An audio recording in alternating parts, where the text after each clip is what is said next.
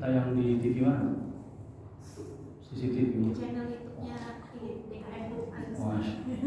Ini CCTV. Baik, assalamualaikum warahmatullahi wabarakatuh. Alhamdulillah, wassalatu wassalamu ala rasulillah Sayyidina Muhammad ibn Abdillah wa ala alihi wa sahbihi wa man tabi'a hudahu wa la hawla wa la quwwata illa billah. Subhanaka la ilma lana illa ma 'allamtana innaka antal alimul hakim. La ilaha illa anta subhanaka inna kunna minadh dhalimin. Allahumma la sahla illa ma ja'altahu sahla wa anta taj'alul hazana idza syi'ta sahla. Allahumma 'allimna ma yanfa'una wanfa'na bima 'allamtana warzuqna 'uluman tanfa'una fi dinina wa dunyana wa akhiratina bi rahmatika ya arhamar rahimin. Tibtum wa taba mansyakum wa tabawwa'tum minal jannati manzila amma ba'd. Alhamdulillah, kita sampaikan syukur kita kepada Allah Subhanahu wa taala.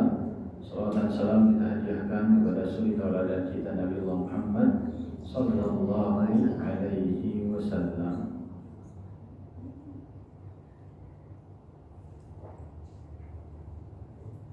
Sehat Bu? Alhamdulillah. Dompetnya sehat?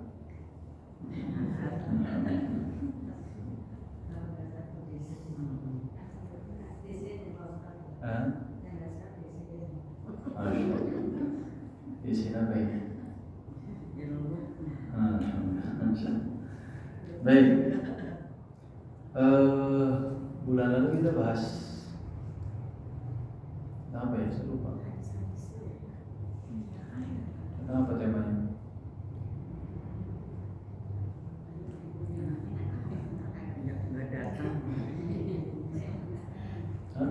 Yang menurunkan dari hadis-hadis itu Ustaz.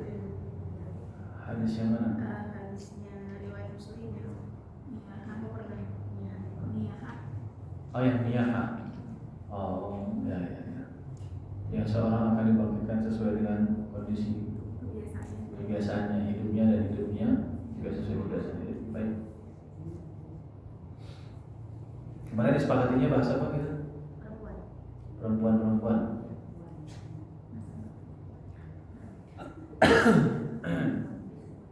A'udzubillahi minasyaitonir rajim. Bismillahirrahmanirrahim. Kita akan mulai dari yang pertama. Ada siapa perempuan yang pertama? Siti Aisyah. Siti Hawa, perempuan dalam Al-Quran. Ya, kisahnya adalah tentang Hawa. Udkhul anta atau uskun anta wa zawjukal jannah.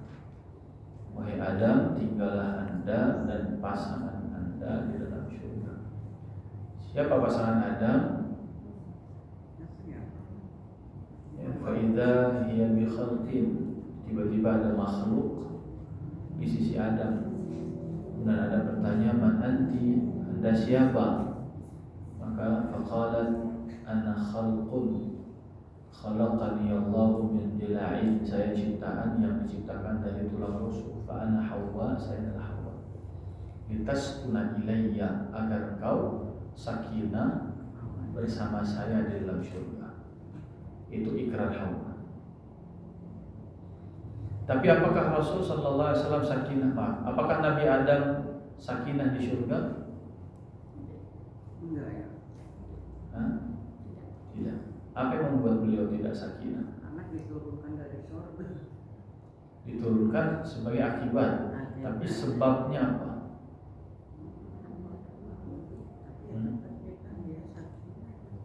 Apa? Karena kesalahan. Apa kesalahannya? Makan buah kurma. Makan. Yang dilarang. Dilarang. Yang dilarang makan apa enggak boleh mendekati pohonnya? Makan buah. Ayatnya jangan makan apa jangan deketin pohon? Jangan makan buah kurdi gitu. Jangan makan atau jangan deketin pohonnya? Jangan deketin pohon. fakula minha ragadan haitsu syi'tuma.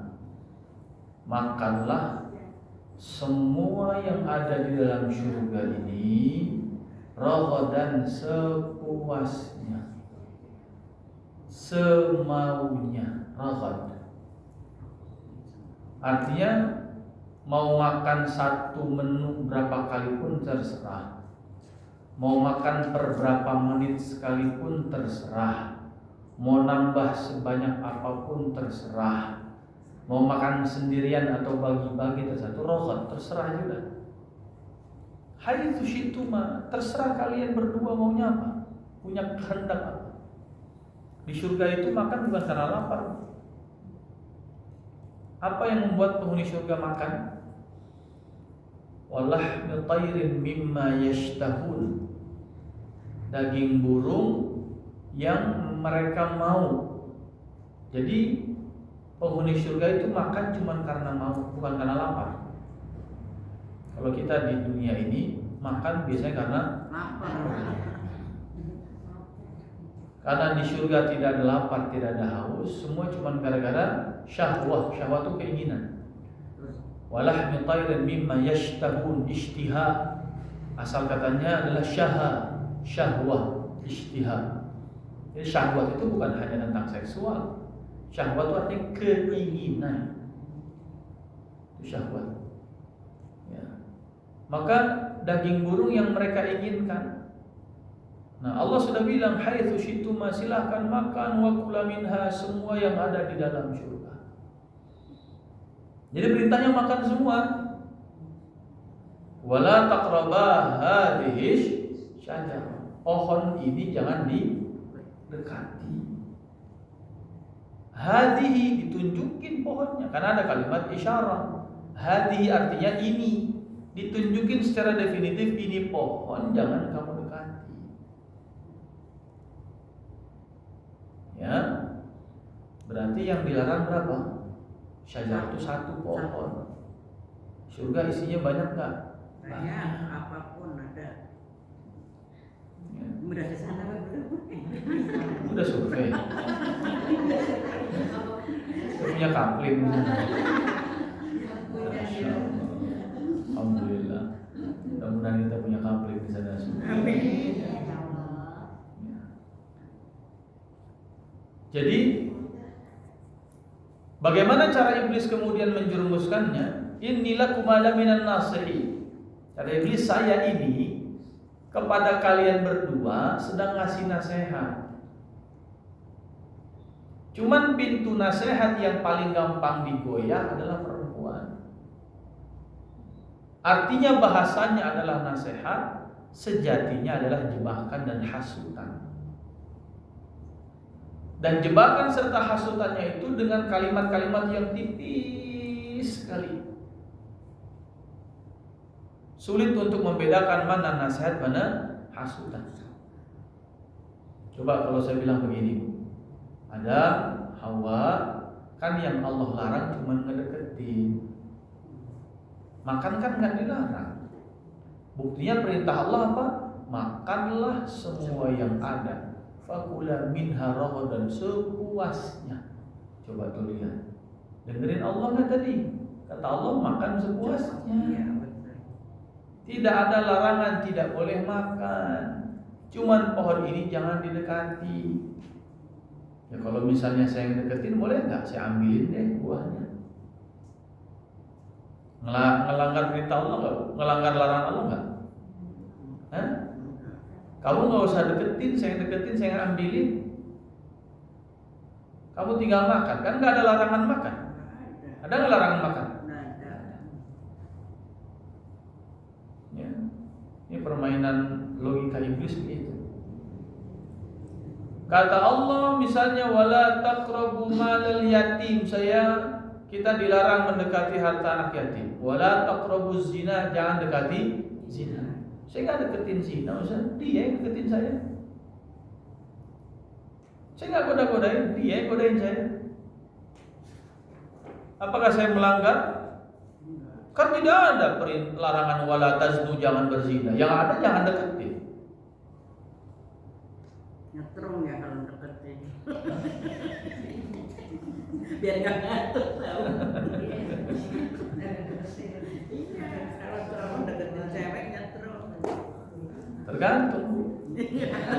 Tergantung mood ya. Ada yang geli mungkin. Atau jijik mungkin. Ya. Artinya apa?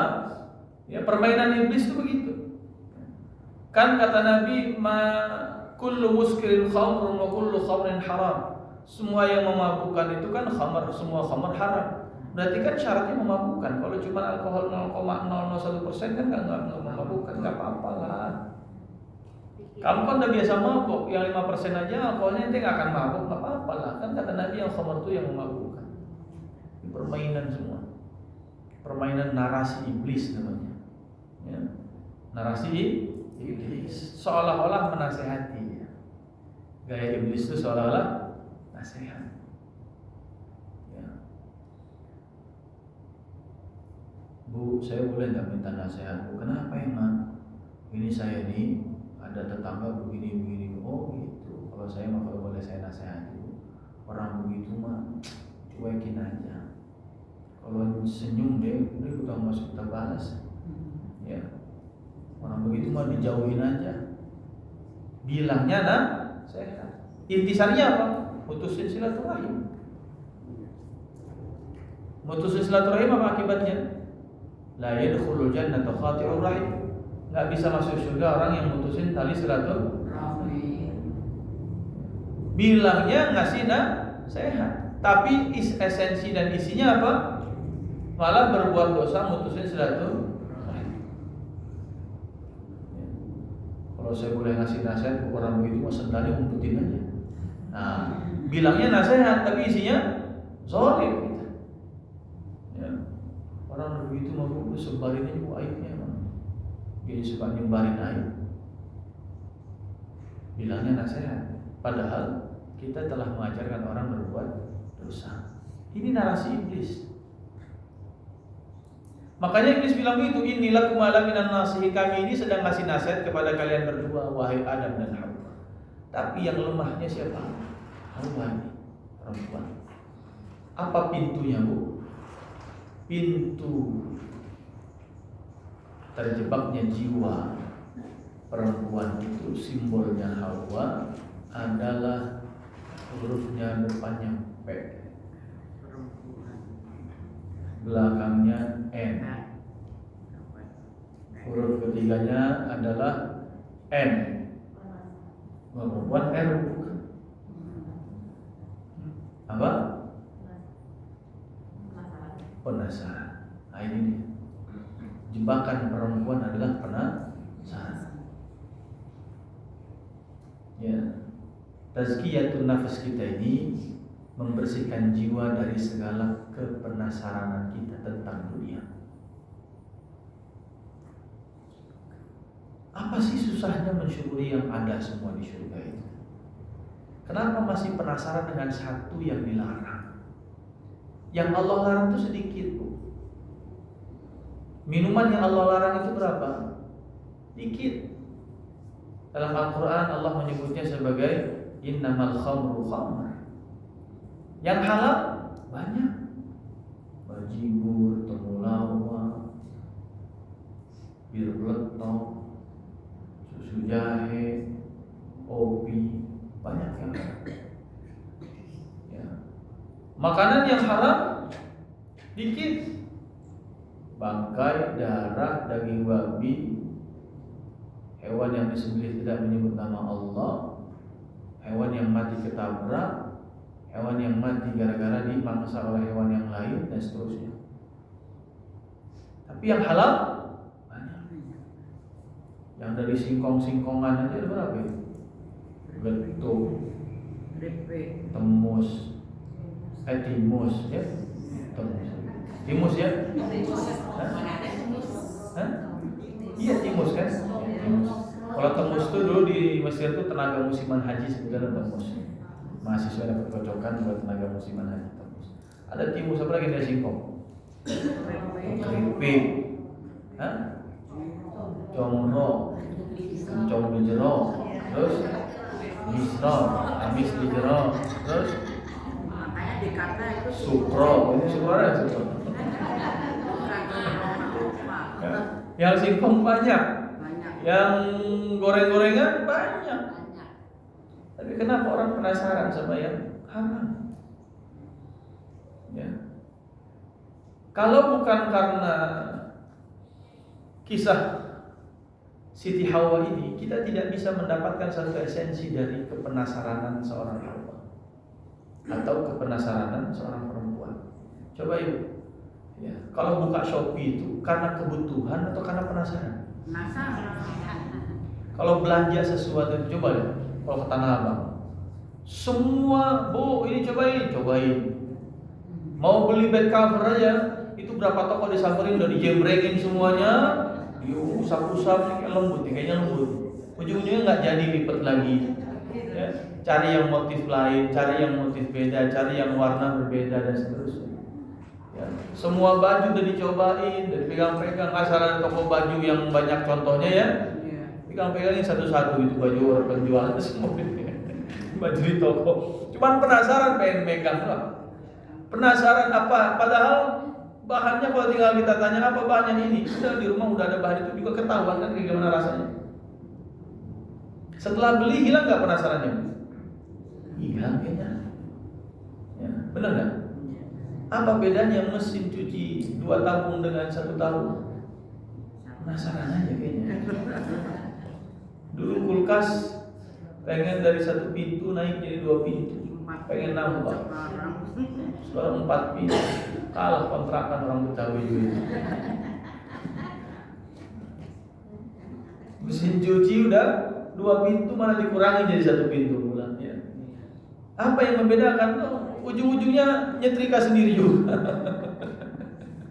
Kecuali ada yang memang jadi langsung brek jadi disetrika kelipat sendiri. Itu saya beli dah kalau begitu.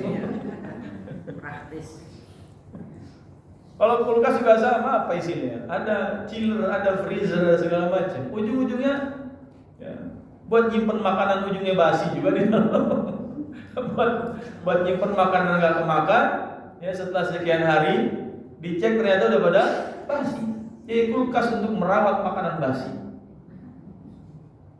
Gimana hisab kita itu? Semakin besar kulkasnya, semakin banyak dosanya menyimpan makanan yang ujungnya basi. Coba. Penasaran? Ya. Makanya dalam surat Al-Asr ketika Allah mengatakan innal insana lafi khusr.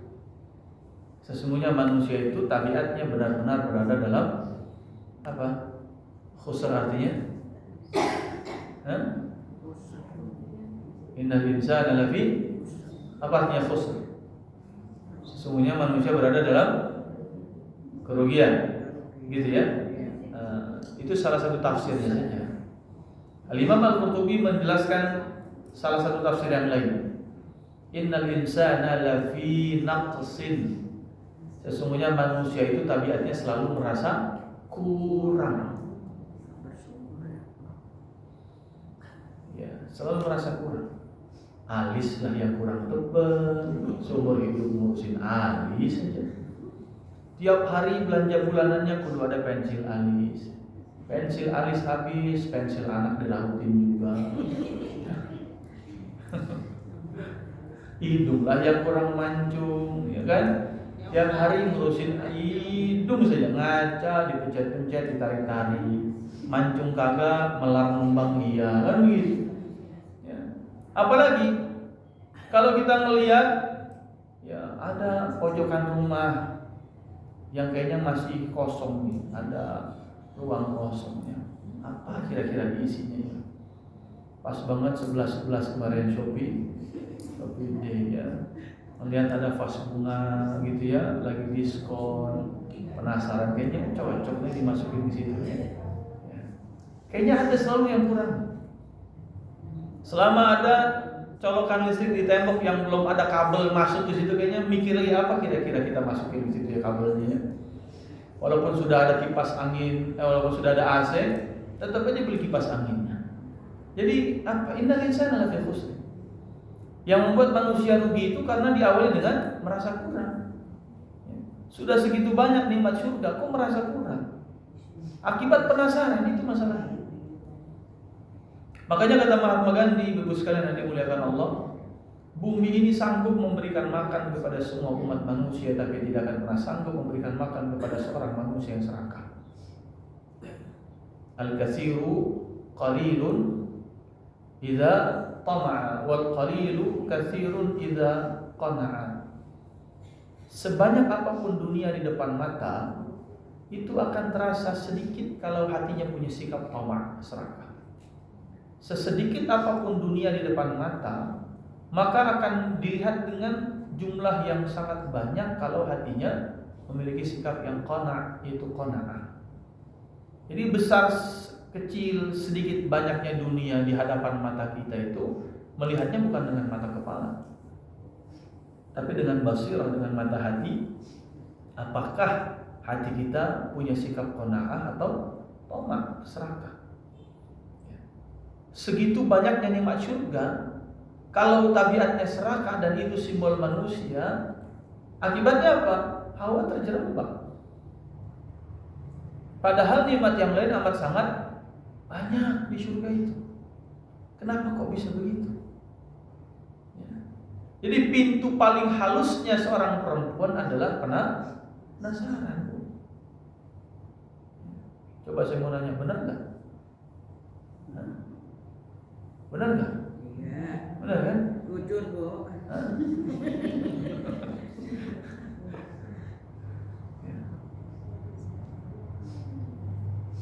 Apa akibatnya? Salah satu nasihat yang disampaikan Nabi SAW kepada Siti Aisyah setiap kali beliau pulang ke rumah, kata Siti Aisyah, adalah nasihat yang paling banyak Nabi sampaikan kepadaku setiap kali beliau masuk ke dalam rumahku adalah, wahai Aisyah, lihatlah manusia di luar sana. Seandainya mereka punya satu lembah isinya emas, mereka pasti berharap punya lembah yang kedua isinya emas. Dan seandainya mereka sudah punya dua lembah isinya emas, la tamanna an yakuna lahu tsalits, pasti tetap berharap punya keinginan untuk lembah yang ketiga pun isinya emas. Tak pernah bersyukur. Penasaran efeknya dua. Satu adalah serakah, yang kedua tidak bersyukur. Kenapa banyak perempuan masuk ke dalam neraka? Kata Nabi, aku saksikan banyak perempuan masuk ke dalam neraka. Apa sebabnya? Salah satunya adalah tidak bersyukur kepada suami. Sebaik apapun suaminya, kalau sudah marah bilangnya apa? Suamiku tidak pernah. Saya nikah 20 tahun Ustaz, suami saya gak pernah sayang sama saya. Punya anaknya 6, gimana caranya gak sayang anaknya 6? Memang kayak bluetooth. Mustahil. Punya anak 6 gak ada sayang, gimana ceritanya? Saya ini dari awal nikah Ustaz, saya gak pernah dinafkahi sama suami. Nah tiap hari gaji suami kemana? Ke rekening saya. Nah itu bukan nafkah, itu kan buat anak saya semua. Saya gak pernah dikasih, bahasnya tidak pernah dikasih. Jadi kata Nabi SAW, hati-hati dengan perempuan-perempuan yang sering mengkufuri suaminya. Karena memandangnya dengan kacamata tidak pernah jadi, seolah-olah gak ada sama sekali sedikit pun kebaikan. Seolah-olah apa yang di surga itu sama sekali gak ada artinya, dengan hanya berfokus kepada larangan tidak boleh mendekati sebuah pohon. Ini celakanya di situ.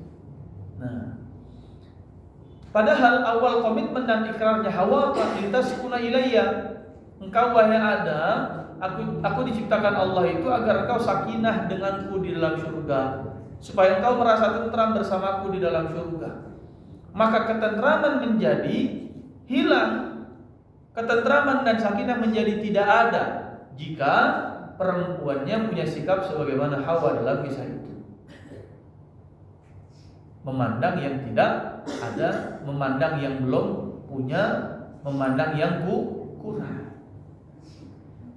Ya. Awal mula sakinah ketentraman itu sebagaimana komitmen Hawa adalah ketika belum ada peristiwa iblis menggoda Hawa dari titik kelemahnya perempuan penasaran. Oke, Anda bisa sakinah sama saya. Tapi giliran terjadi itu bukan hanya sakinah, bahkan di surga pun menjadi tempat yang Nabi Adam terusir darinya. Pura-pura punya rumah sakinah, rumahnya udah gak punya lagi. Apakah turun ke dunia punya rumah? Jangan berharap punya rumah tangga sakinah, bahkan rumah pun tidak punya pada akhirnya. Ketika yang timbul adalah apa? Pintu apa tadi? Perasaan saya udah ngos-ngosan ini kok nggak ada. Pintu apa namanya? Pintu apa? Penasaran. Ya, penasaran. Oh ini pembagian door prize kan? Oh ini snack, masya Allah.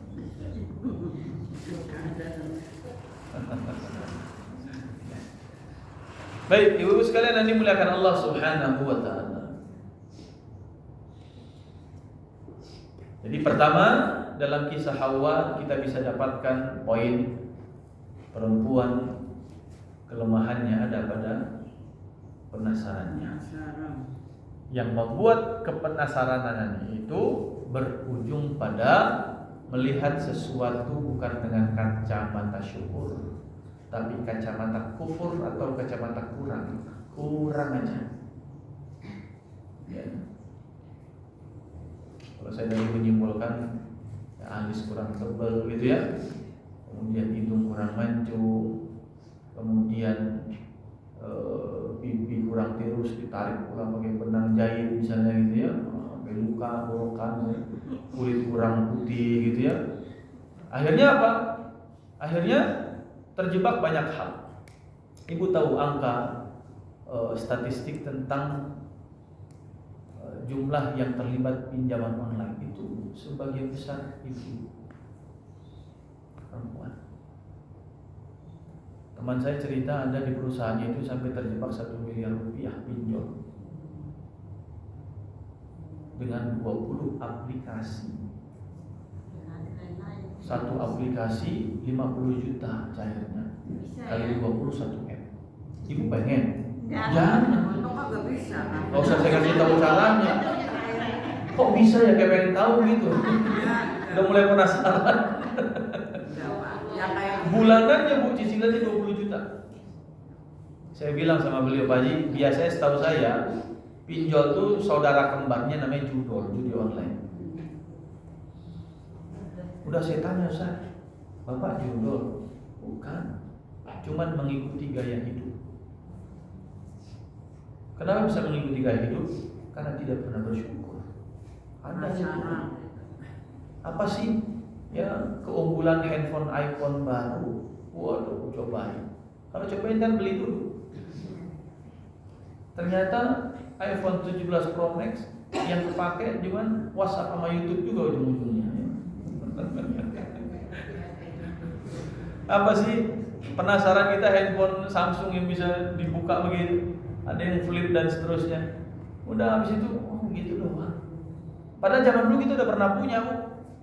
Ada handphone komunikator lah, ada handphone macam-macam. Terulang penasaran, pengen cobain lagi. Gitu. Akhirnya nggak ada puasnya, ya, nggak ada habisnya. Karena mengikuti tren tadi, akhirnya apa? Pinjol sana, pinjol sini, pinjol sana, pinjol sini. Kadang-kadang karena penasaran nggak ada duit, nggak apa-apa ambil dulu pay letter. Pay letter ini Bu, jebakan hutang, jebakan riba. Ya, jebakan hutang, jebakan riba. Ada bunganya nggak kalau pay letter?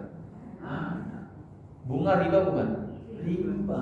Mati dalam kondisi masih makan harta riba, nanti dibangkitkan tidak akan bisa berdiri kecuali selalu jatuh. La yaqumun minal kubur illa wa hum yasqutun, kata Ibnu Abbas. Bangun dari kubur nggak akan bisa berdiri. Setiap mau berdiri jatuh lagi, jatuh lagi, jatuh lagi. Kenapa? Karena perutnya besar dan berat. Gara-gara dalam perutnya banyak harta. Makanya orang Bu, yang mati syahid punya hutang saja itu susah masuk surga, nggak bisa, nggak jadi masuk surga. Kenapa? Karena punya hutang. Padahal dia bebas dari azab kubur, bebas dari sakitnya mati, bisa masuk surga tanpa hisab, bisa ngasih syafaat kepada 70 anggota keluarganya. Tapi kalau dia punya hutang, nggak jadi. Makanya orang-orang mujahid di Palestina itu salah satu cara merekrutnya adalah tidak boleh punya hutang. Kalau ngutangin, Kenapa? kalau ngutangin orang yang nggak bayar gimana? Ngutangin orang yang nggak bayar, satu tagih. Kita udah ngasih. Kalau nggak ngasih, tunda. Fanadhiratun ila maisarah, kasih penundaan sampai dia bisa. Kalau nggak bisa juga, niatkan sedekah. Dan itu yang terbaik kata Allah dalam surat Al-Baqarah. Kalau memang kita bisa, kalau enggak ya udah kasih tunda itu sama. Ya, kalau kita nggak rela untuk melunaskannya, ya. Sadarnya dia. Ya. Tunggu dia punya duit. Sama sadar. Sadar sih sadar, nggak punya duit gimana bayarnya bu? Kadang-kadang punya duit juga gak sadar. Ah iya berarti tunggu punya duit dan sadar. Tapi duit dulu nomor satu. Kalau sadar banyak yang sadar, masalahnya nggak ada duit. Gimana bayarnya? Baik, saya mana tadi? Nah, riba. Ya. Maka saya selalu bilang kepada jamaah, Bu, mohon maaf ini, saya ngegas aja nih. Mumpung minyak rem belum saya isi lagi ya. Saya bilang ke jamaah ibu, Bu, buat saya mendingan ibu datang ke majelis taklim saya, bibir ibu hitam daripada listriknya pinjol. Saya bilang begitu. Mendingan ibu kulit hitam gak usah pakai bedak daripada bedaknya peleter. Buat saya begitu. Nggak penting datang ke majelis, bibir merah, kemudian kulit putih, tapi semua gara-gara pinjol, peleter, riba. Ngapain kita beribadah pakai dosa? Ya. Kita nggak ada yang tahu kok kapan matinya. Masa mati masih terlibat dengan riba? Cuman gara-gara penasaran. Ya. Udah punya listrik warna merah, ada warna merah macam-macam, merah, marun, merah, apa lagi?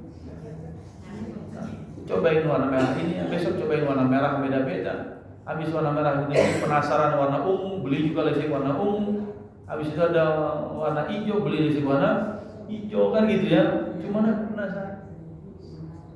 Ya. Kenapa ada orang beli jam tangan sampai 11 miliar rupiah? Ya. Ada jam tangan begitu-gitu aja isinya. Ya. Apa yang bedain? Apa yang bedain tas kita yang mahal dengan tas yang Cibaduyut? Ya. Ada yang bilang buat investasi besar. Iya nggak masalah. Cuman kalau dibawa ke majelis buat ngebungkus lontong sama aja.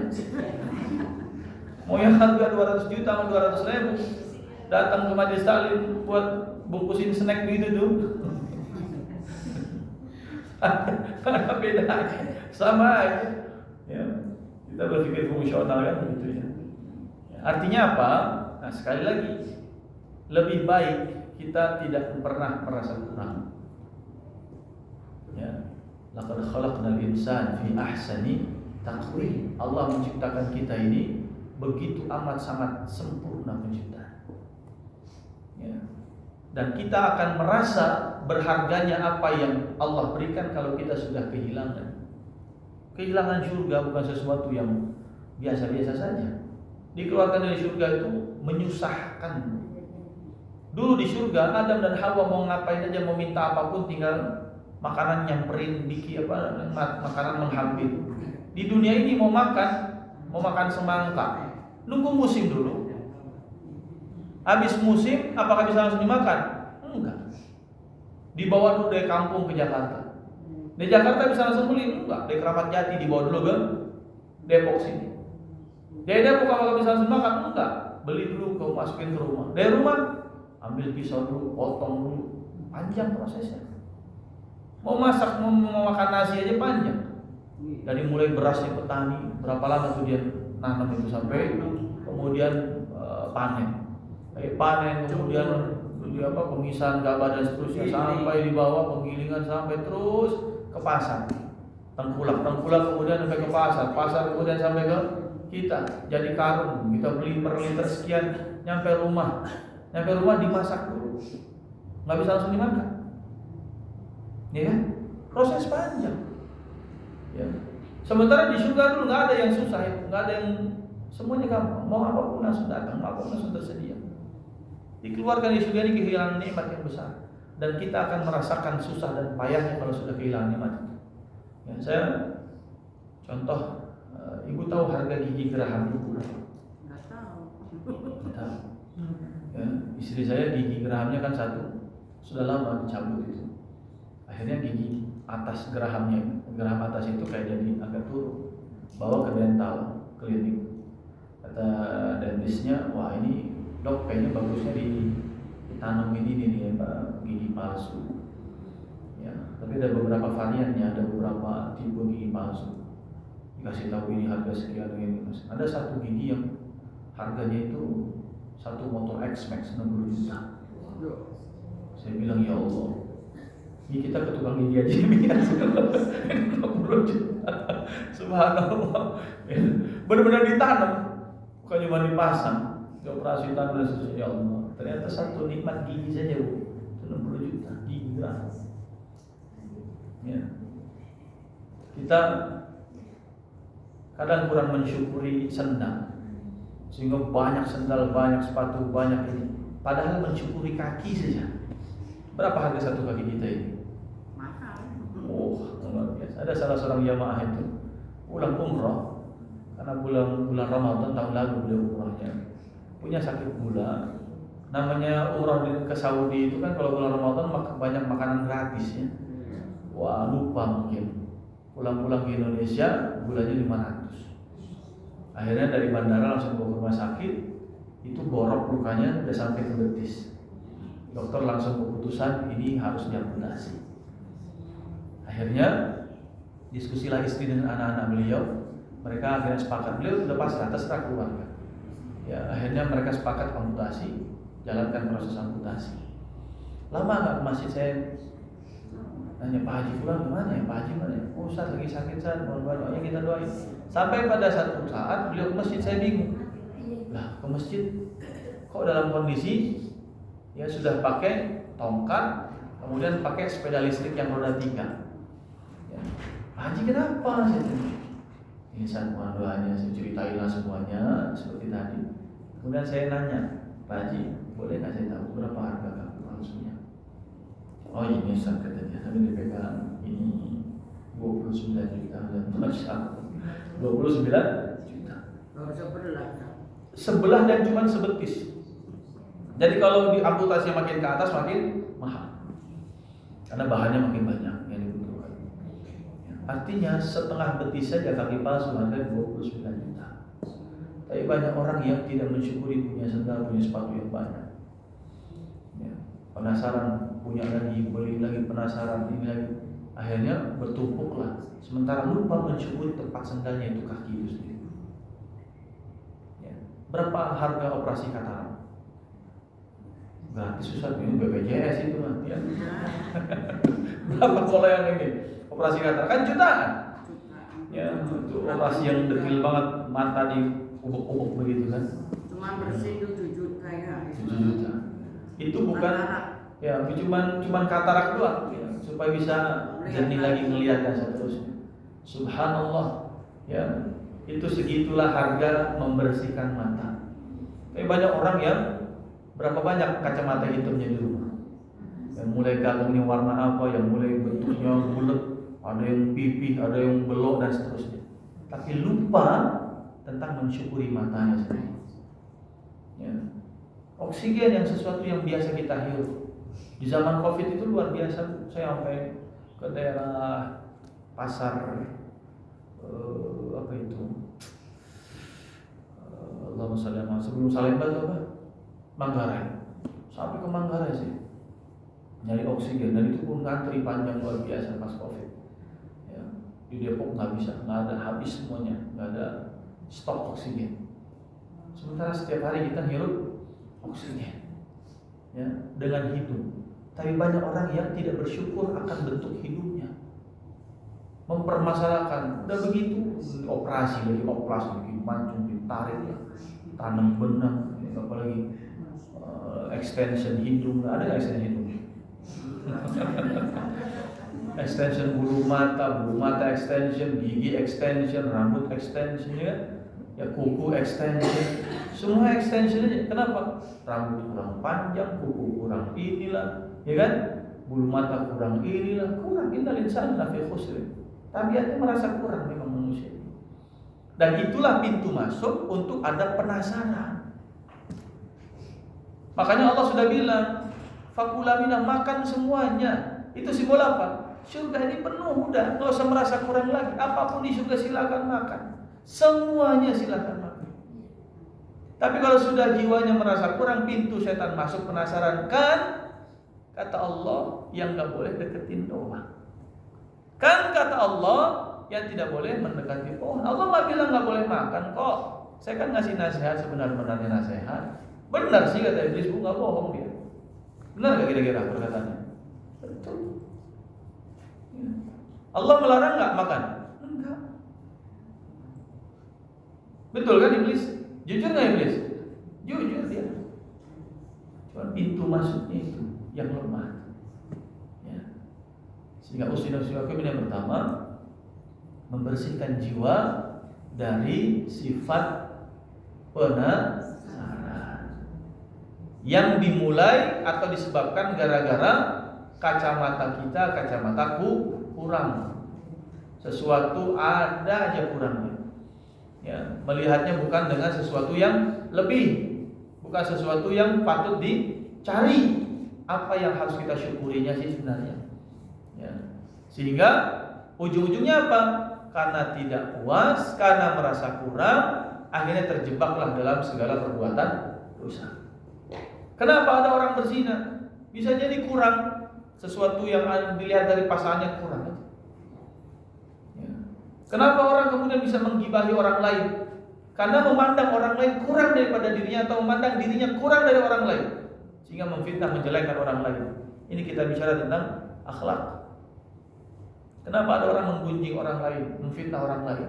Karena merasa dirinya kurang dari orang itu, atau ingin mengurang-kurangkan orang itu di hadapan orang lain.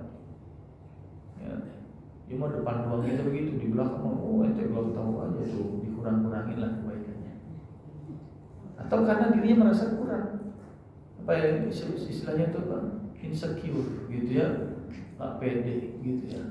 Akhirnya menjelekkan orang lain, menjatuhkan orang lain, menggibahi orang lain. Itu gara-gara itu semua. Ya. Nah, kalau sudah seperti itu, ujung-ujungnya adalah keserakahan, tamak. Karena merasa kurang, menghalalkan segala cara, kemudian menempuh apa yang menjadi dosa, ya bela-belain pelet, terpinjol dan seterusnya, bahkan bisa jadi merampok, merampas, ngambil hak orang lain. Ya. Di rumahnya nggak ada sepeda tetangga diambil, itu kan tidak merampas. Ya, anak kita nggak punya ini, akhirnya nggak lihat punya punya anak orang, akhirnya diambil juga. Itu karena apa? Tadi merasa kurang, menghalalkanlah segala cara. Sudah punya juga, diambillah punya orang tadi, belum juga merasa puas, ujungnya apa? Serakah. Ya. Itu yang disebut dengan al-hakumut takatsur hatta zurtumul maqabir. Tabiat manusia adalah sibuk untuk terus mengumpulkan dan memperbanyak sesuatu tentang dunia. Ya. Baik, ibu-ibu sekalian nanti muliakan Allah Subhanahu wa taala. Berikutnya adalah kisah perempuan yang kedua. Kita ambil satu saja dari Siti Hawa. Baik, yang kedua. Di dalam Al-Quran ada kisah tentang istrinya Nabi siapa? Istrinya Nabi siapa? Nabi Nuh. Ada istrinya Nabi Lut. Ada kemudian kisah tentang perempuan Maryam. Ada istri Nabi atau ibunda Nabi Musa. Ada kemudian kakaknya atau saudari perempuannya Nabi Musa. Ada istri Nabi Ayub. Ada kemudian istri Fir'aun. Ya. Kemudian ada siapa lagi? Istri Nabi Lut. Ya. Nah, saya akan ambil salah satu istrinya saja dulu. Ya, nanti kita urus sampai ada Balqis juga. Ya, sampai ada kemudian Imratul Aziz, ya, perempuan di zaman Nabi Yusuf yang menggoda Nabi Yusuf. Yang terkenalnya adalah Zulaikha gitu ya. Dan itu perlu kemudian nanti ada pendalaman tentang siapa sebenarnya namanya. Nah, termasuk Niswatu Masr, yaitu perempuan-perempuan di Mesir yang ketika Yusuf keluar, mereka mengiris tangan-tangan mereka sendiri dengan pisau dalam genggamannya. Sampai tangan terluka pun tidak terasa. Nah, Saya akan mengambil satu saja, yaitu siapa? Kita ambil istri Nabi Ayub. Istri Nabi Ayub. Kisah Nabi Ayub ini kisah tentang simbol kesabaran yang luar biasa. Ya. Nabi Ayub ini ujiannya luar biasa. Pertama adalah ujiannya apa?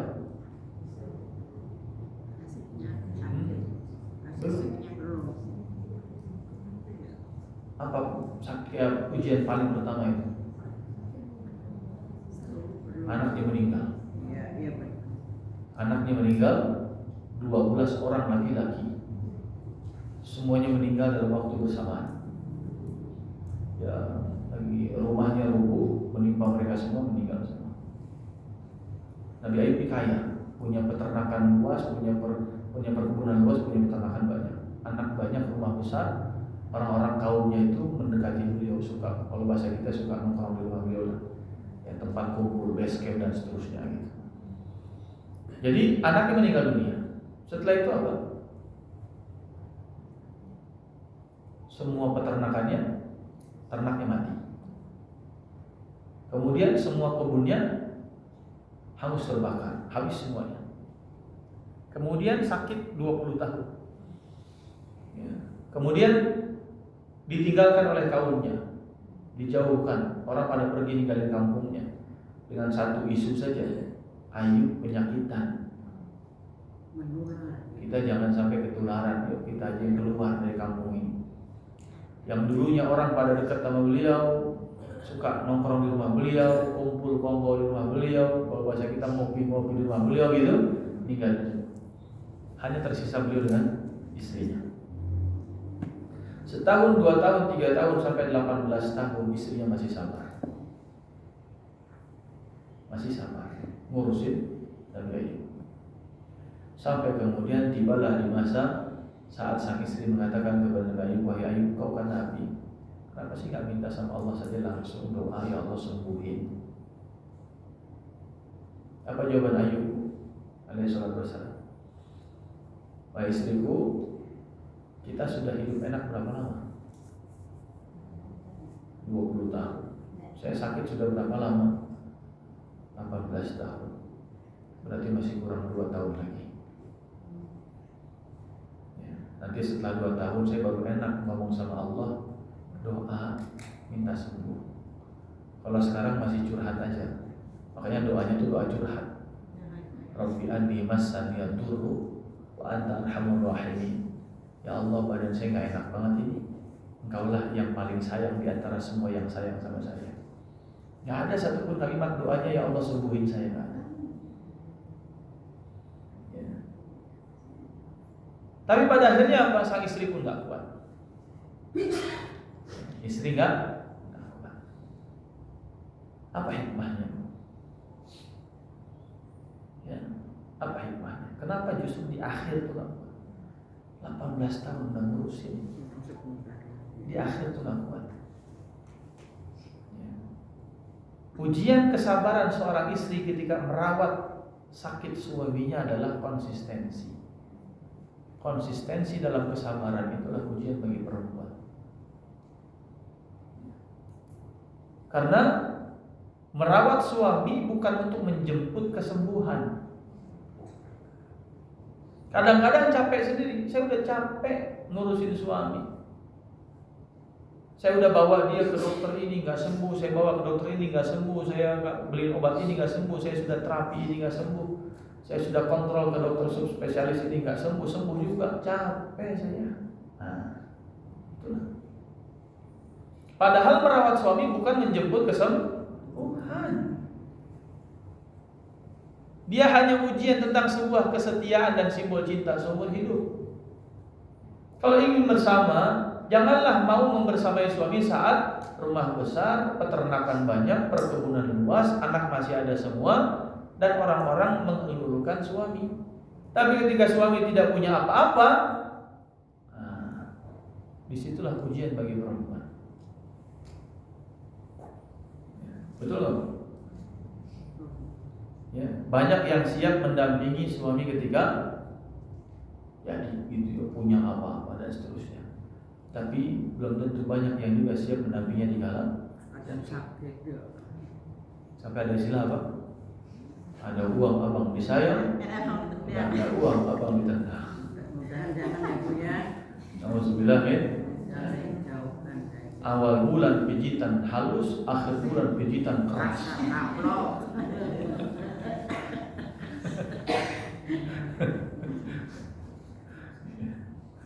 Awal bulan senyuman manis, akhir bulan senyuman Fir'aun. Jangan sampai. Ya. Satu adalah ujian kesabaran mengurus suami, yang kedua adalah komitmen untuk tetap membersamai apapun kondisi suami.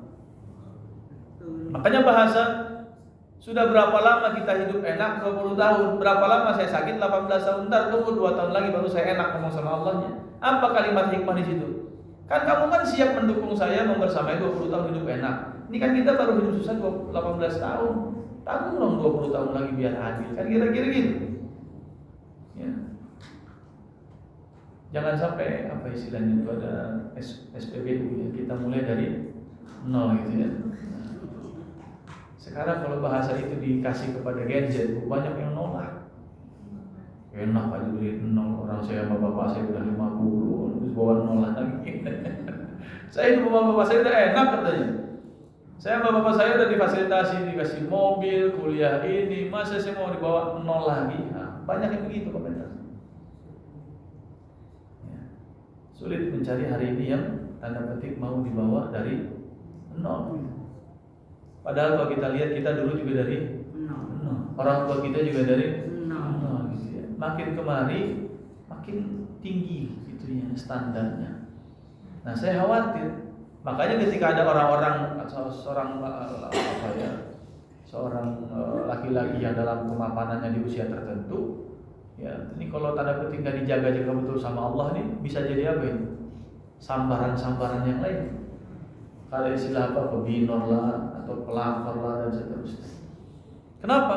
Karena tadi ya tidak siap membersamai saat suka dan duka. Tidak bisa kemudian menjaga komitmen dan konsistensi dalam menjaga hubungan, dalam sakit, dalam sehat, dalam ada, dalam tiada, dalam ujian, dalam musibah atau kelapangan. Sementara rumah tangga itu adalah ibadah yang paling panjang, paling lama. Sampai ke surga pun wa kadzalika zawwajnahum bi hurin 'ain. Di surga itu ada proses dinikahkan. Kami nikahkan mereka dengan para bidadari. Berarti ada ibadah pernikahan di sana. Sholat ada nggak di surga? Nggak ada. Ada nggak bayar zakat di surga? Nggak ada. Puasa ada nggak di surga? Disuruh makan sepuasnya gitu. Ada nggak naik haji di surga? Nggak ada. Kenapa? Memang nggak ada naik haji di surga. Udah di dunia. Hah? Udah di dunia naik haji. Kalau kata teman saya, tahu nggak antum kenapa di surga nggak ada naik haji? Sebab yang punya travelnya belum tentu masuk surga. Kita mau ikutan travel siapa? Itu bercandaannya. Ya, buktinya apa? Ya itu yang banyak tersangkut kuota haji kan banyak travel. Mainin kuota gitu ya, untuk merampas hak-hak kaum muslimin yang lainnya. Belum tentu masuk surga. Dengan dia buka sekian harga dia bisa beli itu, sementara ini buat orang yang udah ngantri sekian tahun dan ngambil lapor. Makanya kata teman saya, ya pantaslah di surga nggak ada haji, pemilik travelnya belum tentu masuk surga. Artinya apa? Ibadah yang ada di surga apa? Pernikahan, keluarga di sana. Qu anfusakum wa ahlikum nara wa yanqalibu ila ahlihi masrura. Penghuni surga itu baru akan bahagia kalau mendapatkan keluarganya ada di surga. Selama belum ketemu keluarga di surga, orang masuk surga nggak akan bahagia. Maka orang masuk surga pertama kali dicari keluarganya. Masuk surga nih, ya Rabb, orang tua saya mana, anak saya mana, kakak saya mana, adik saya mana, suami saya mana, istri saya mana, dan seterusnya. Nah, ketika mereka kembali kepada keluarganya, wa yanqalibu ila ahlihi, baru masrura, baru senang bahagia. Coba kita bayangkan Bu, kita sekarang meninggal, ya Namrud tadi udah meninggal lama, Firaun udah meninggal lama, belum ada dibangkitin tuh. Ya. Kemudian putra Nabi Adam juga sudah meninggal lama, sekian ribu tahun yang lalu belum ada dibangkitkan. Kalau kita meninggal hari ini, kita juga nggak tahu kapan dibangkitkan. Nanti dibangkitin, kesepian kita. Ya. Belum tentu bangkit bersama keluarga kita. Nanti kalau misalnya di surga, nyari-nyari keluarga juga gimana? Kalau nggak ketemu, sedih. Makanya pernikahan di dunia itu ujian bagi seorang istri adalah pendampingan untuk sampai ke surga bersama-sama. Saya mengatakannya bukan pelayanan, karena istri itu bukan pelayan. Istri itu pendamping, maka fungsinya adalah pendampingan. Dia diciptakan dari tulang rusuk. Tulang rusuk itu ada di samping, bukan di bawah untuk diinjak, bukan kemudian di belakang untuk hanya nurut, bukan di depan untuk menunjuki jalan, tapi di samping mendampingi. Maka fungsi istri adalah selalu mendampingi apapun kondisi suami. Itu fungsi istri. Ayub dalam sakit harus mendampingi, Ayub dalam kondisi terpuruk harus mendampingi. Jangan sampai ditinggalkan begitu saja. Padahal sudah punya anak, itu menderita sekali. Usahanya hancur, ya, peternakannya habis, kebunnya terbakar. Ya, sebagai orang yang sebelumnya semua orang menganggap dia, akhirnya semua meninggalkan dia, apalagi yang tersisa kalau bukan pendamping hidupnya itu istrinya. Nah, disitulah ujian seorang istri, seorang perempuan. Siapkah mendampingi untuk terus bersama dengan suami? Kalau kita kaitkan dengan Hawa, pada akhirnya Hawa Allah pisahkan kan? Karena ketika di surga mendampingi, tidak mensyukuri apa yang Allah berikan kepada suaminya. Akhirnya Allah pisahkan. Apa relasinya, hubungannya antara dua kisah ini dengan istrinya Nabi Ayub yang ingin saya sampaikan? Terpisahkannya hubungan suami istri itu diakibatkan oleh seorang istri yang tidak siap mendampingi dengan segala kondisi suami. Ujungnya dipisahkan. Coba kenapa terjadi perpisahan di masyarakat? Ini ada angka yang menarik. Kemarin saya dapat angka ini, datanya luar biasa. 3. 1, angka pernikahan berkurang. 2, angka perceraian bertambah luar biasa meningkat. Yang ketiga lebih parah, angka kelahiran anak meningkat. Angka pernikahan menurun, angka perceraian meningkat, angka kelahiran anak meningkat. Pertanyaannya, anak dari mana? Kalau secara kita memandangnya dengan penyikapan positif, saya husnuzon berarti banyak orang yang dalam pernikahannya punya banyak anak. Tapi kenyataannya orang zaman hari ini anaknya ngerem-ngerem. Kadang 2 udah berhenti, 3 berhenti. Orang zaman dulu minimal mungkin anaknya 4. Orang zaman sekarang maksimal 4 itu. Ibu saya itu saudara kandungnya 15. Kakek saya itu dari istri pertamanya itu punya anak 15. Jadi nenek saya meninggal baru nikah lagi dengan istri yang kedua. Punya anak 1, total 16. Ibu saya anak 14 dari 15. Itu orang zaman dulu. Tapi orang zaman sekarang siapa yang berani punya anak 15? Sok saya tantangin.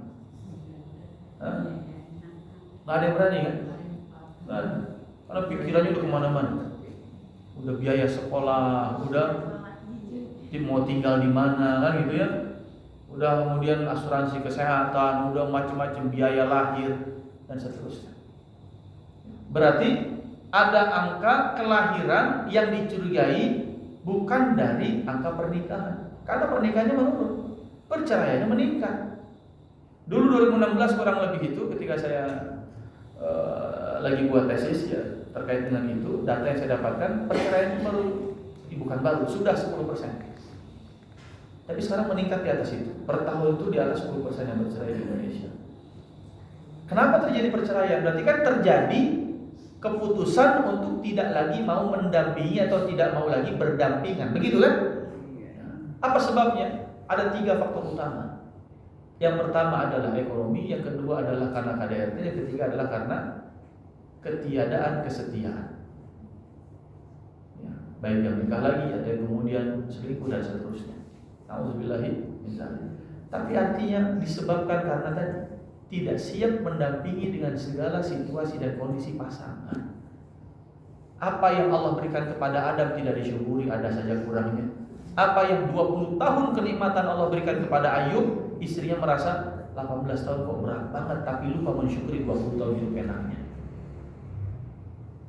Nah, dua kondisi inilah yang kemudian kita bisa ambil hikmahnya dalam kajian kita pagi hari ini.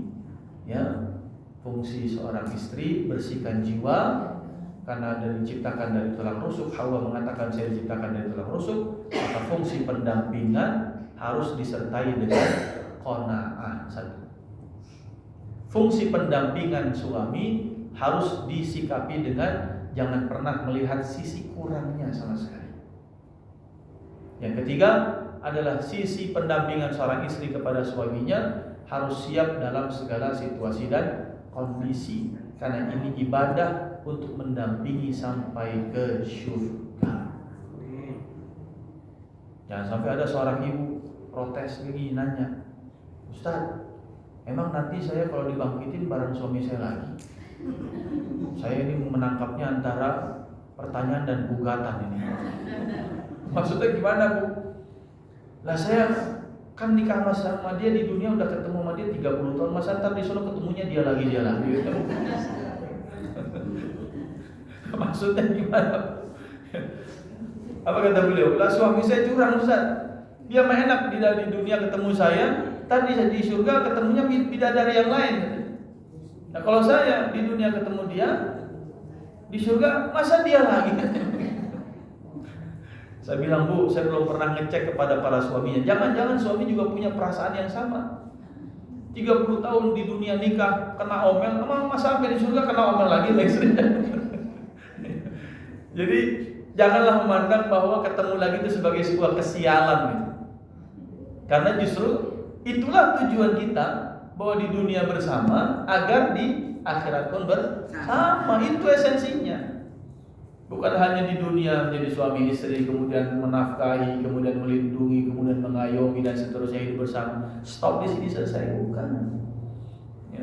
Makanya saya kadang-kadang juga mengelus dada dengan seorang laki-laki misalnya yang katakanlah istrinya meninggal, baru meninggal 1 hari, besoknya dia bisa menikah lagi gitu ya. Makanya saya benci sama laki-laki, saya nggak suka sama laki-laki. Karena begitu banget laki-laki. Kan repot kalau saya suka laki-laki. Nggak bisa makan bisa. Kok bisa gitu, istrinya meninggal baru kemarin, besoknya dan nikah lagi. Kalau perempuan kan sampai ada niyahah itu kan, naihah. Ya dia sampai terpuruk dan seterusnya. Baik. Nah, ada sampai sini saya sampaikan tentang 2 kisah awal dulu. Ya, istri Nabi Ayub dan istri Nabi Adam alaihissalam. Dalam satu simpul yang sama, jangan sampai Allah pisahkan. Adam dipisahkan di dunia dengan Hawa dengan jarak yang sekian jauh. Diturunkan satu di Jeddah, diturunkan satu di India, kan gitu ya. 550 tahun kata Ibnu Katsir dalam kitabnya Bidayah wa Nihayah itu enggak bertemu. Ya. Pertemuan itu setelah 550 tahun baru ketemu lagi. Ya. Saya pun nggak tahu tuh kenapa ada orang di Mekah itu ada replika sepeda Nabi Adam katanya ya. Saya belum dapat satupun riwayat apakah Nabi Adam itu naik sepeda apa enggak.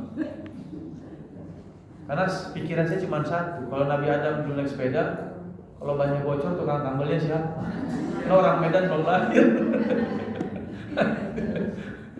Jadi saya belum membayangkan itu. Kok bisa ada aplikasi sepeda? Ya, belum ada riwayat yang beliau naik sepeda soalnya. Dan Nabi Ayub pun dipisahkan akhirnya dengan istrinya nggak sanggup karena tadi tidak sanggup mendampingi dengan situasi dan kondisi dengan kacamata qanaah, dengan kacamata syukur dan bukan dengan kacamata melihat sesuatu dari sudut pandang kurangnya saja. Ya, baik, ini bisa saya sampaikan. Kalau ada yang mau ditanyakan saya persilahkan. Aku boleh ada wassalamualaikum warahmatullahi wabarakatuh. Silakan. Kan begini ya, kadang-kadang suami sama kita kan beda. Kita misalkan ibadah, ngaji, sholat, tapi kadang-kadang suami kan nggak menjalani gitu ya.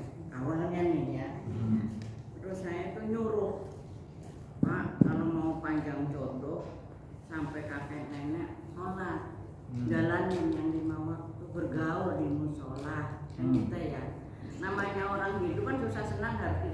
bersama. Betul. Maunya saya gitu.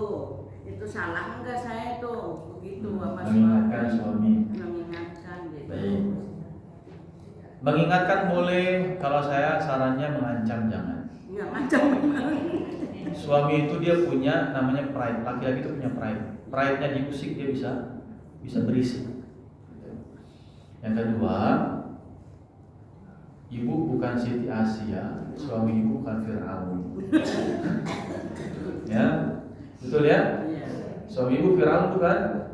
Maka alhamdulillah sekarang ibadahnya Alhamdulillah. melebihi kita gitu ya. Alhamdulillah. Kita kan Artinya Fir'aun saja sampai sempat ngaku sebagai Tuhan. Tapi Siti Asia bertahan. Fir'aun mengaku sebagai Tuhan, Siti Asia bertahan. Ini tema berikutnya kayaknya cocoknya. Fir'aun mengaku Tuhan, Siti Asia bertahan. Masya Allah. Karena dia bertuhan. Ya. Nah, salah satu doanya Siti Asia adalah apa? Ya Allah, buatkan untukku cukup satu rumah di surga. Ibni li baitan fil jannah. Kenapa mintanya rumah minta istana? Karena dia sudah merasakan istana di dunia, sebesar apapun istana di dunia tidak mendatangkan ketentraman batin. Seolah dia bilang, ya Allah, bagi saya cukup rumah kecil nggak apa-apa asal di surga. Karena istana di dunia sebesar apapun, kalau suaminya jenisnya Firaun saya nggak dapat kebahagiaan sama sekali. Tapi dia minta, ya Allah, wa najjini min Fir'aun wa amalihi wa najjini minal qaumil zalimin. Ya Allah, selamatkan saya dari segala tipu daya dan rencana jahatnya Fir'aun dan semua orang-orang yang bersama dia, dan juga orang-orang zalim yang hendak mencelakai saya. Jadi kita berharap di surganya apa? Diselamatkan di dunia dari segala keburukan suami, itu boleh, tapi doa saja, jangan ngancam.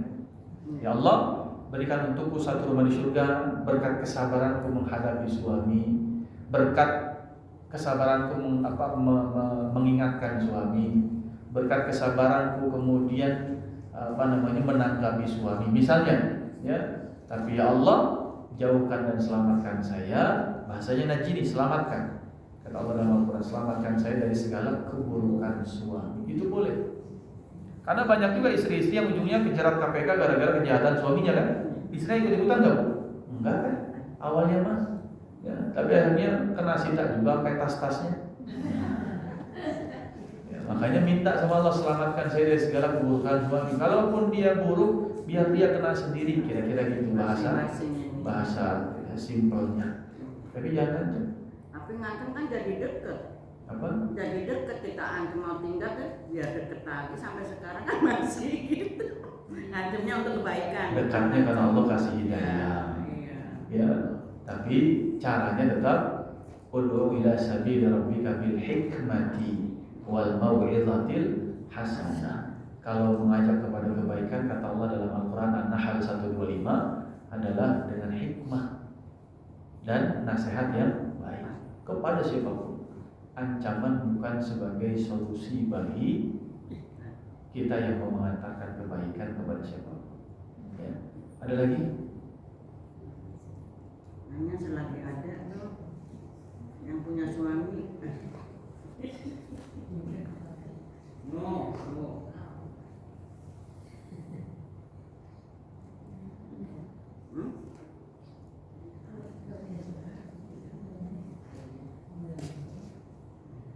Ada Bu? Tidak ada? Kalau nggak ada ya sudah. Hah? Ada? Nggak ada. Ya. Kalau nggak ada saya cukupkan. Ya kita. Oh, door prize. Door prize. Baik.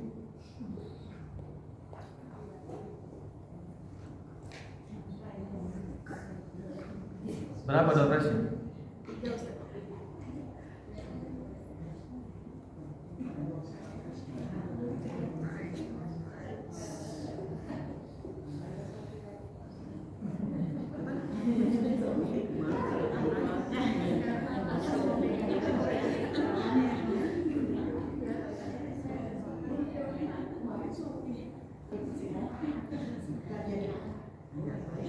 Ya. Hah? Jadi Nabi Ayub itu pada akhirnya hanya punya satu istri yang setia mendampingi sampai beliau sembuh.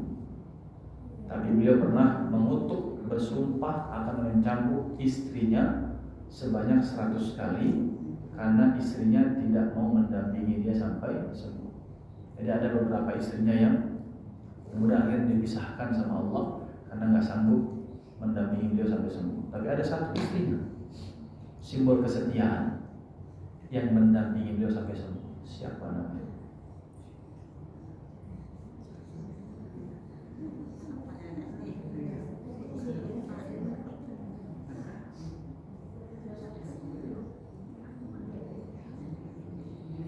Istrinya ini cucunya Nabi Yusuf alaihissalam, yang setia ya. Jadi beberapa istrinya, ada istrinya yang paling setia mendampingi beliau sampai sembuh itu ada cucunya Nabi Yusuf. Silakan mau buka dimanapun silakan. Ada yang buka Google kayaknya atau chat GPT-nya. Banyak AI kayaknya. Hajar siapa ya? Rahma. Hah? Rahma bin siapa?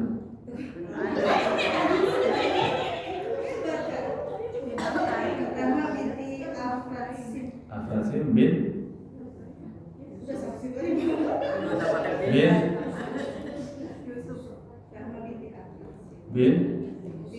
Yusuf.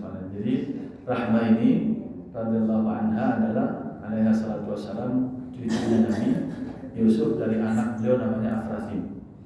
Ya, tapi itu satu. Ya. Dia namanya Siti Rahma. Nah, jangan, kita harus nambah lagi, jangan cuma Siti Aisyah, Siti Khadijah. Ada Siti Rahma. Ya. Kemudian yang kedua, ya, Nabi Yusuf itu ada beda tema ya, tapi kan dari Nabi Yusuf ya. Nabi Yusuf itu punya ayah namanya Nabi siapa? Yakub. Ya. Nabi Yusuf itu punya ayah namanya Nabi Yakub. Salah satu istri Nabi Yakub yang tidak punya anak siapa? Aminah. Hah? Bukan.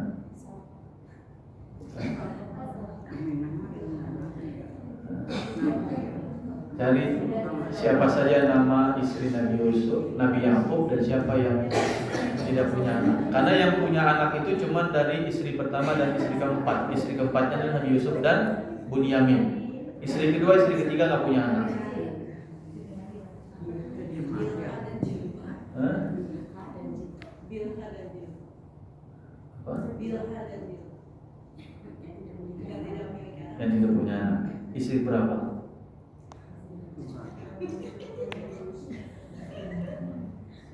Yang punya anak dari istri yang keberapa saja?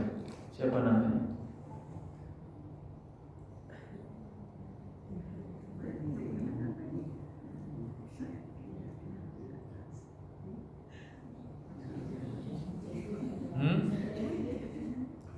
Istri Nabi Yakub yang punya anak siapa saja? Coba searching, nggak apa-apa. Karena daripada ngumpet-ngumpet, mendingan saya persilahkan.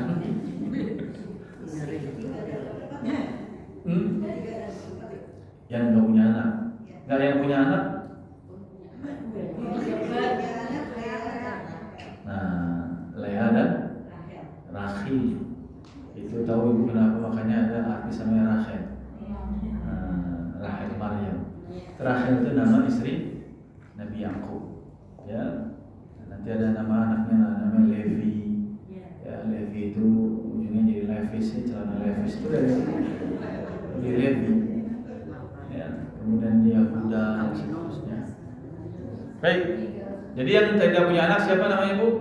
Istrinya nama Bilha. Ibu ya, satu. Yang kedua?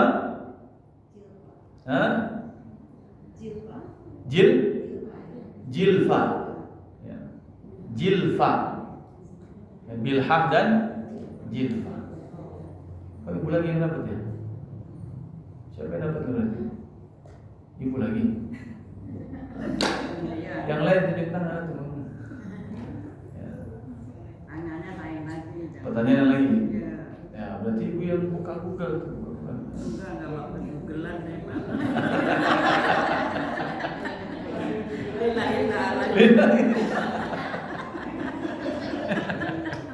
Kalau memang rezeki ya ada. Antara pasrah dan gak ikhtiar tapi udah tipis. Baik.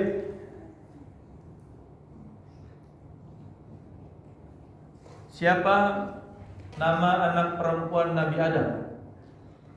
Kita karena semua perempuan semua.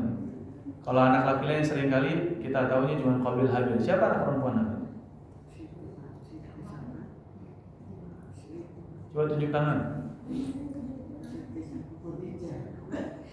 Siti Khadijah. Siapa? Islimah. Hah? Islimah. Siapa? Tunjuk tangan. Siapa? Islimah. Iklimah. Satu. Siapa lagi? Hah? Nazura. Siapa lagi? Labuda. Jadi siapa yang dapat? Iklimah. Ini nggak tunjuk tangan. Terserah panitia dapat. Saya ngasih pertanyaan aja. Ya. Kemudian pertanyaan terakhir. Yang udah 3. Tadi siapa yang dapat? Oh, sampingnya. Oh, ya. Satu lagi. Oh iya, baik. Alhamdulillah ya. Berarti kita cukupkan.